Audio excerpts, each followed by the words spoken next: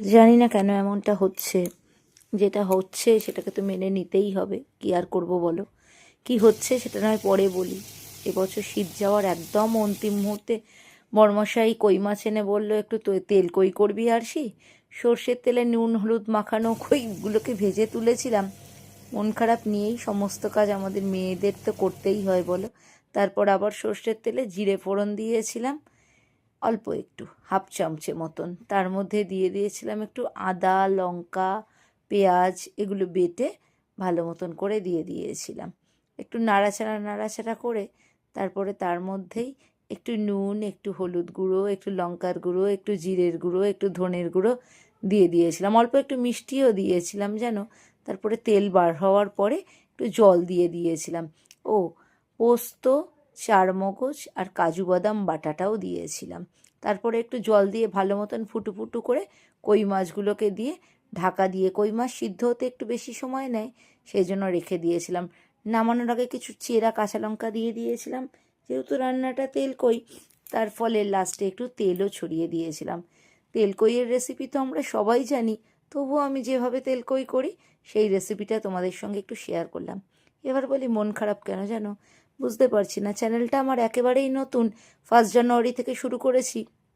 তোমরা খুব সুন্দর দেখছিলে, রেসপন্স করছিলে, আমার মনটা ফুরফুরে ছিল। কিন্তু গত 2 দিন ধরে কি হলো, আমার চ্যানেলের ভিউ একেবারেই হচ্ছে না। আমি বুঝতেই পারছি না আমার ভিডিও কি তোমাদের একেবারেই ভালো লাগছে না। কি জানি, যদি ভালো না লাগে তোমাদের কাছে ভিডিওটা পৌঁছলে সেটাও কমেন্ট করো, আর যদি ভালো লাগে তাহলেও কমেন্ট করো। বনানীদি যেমন আগে প্রত্যেকটা ভিডিওতে কমেন্ট করতো, হয়তো এখন ভিডিও ঠিক মতন পৌঁছচ্ছে না বনানীদির কাছে, সেই জন্য ভিডিও একেবারেই দেখা ছেড়েই দিয়েছে মনে হচ্ছে। কিছুই বুঝতে পারছি না। আমার পুরনোরা নতুনরা সবে মিলে কেউই আর সেভাবে ভিডিও দেখছে না মনে হয়।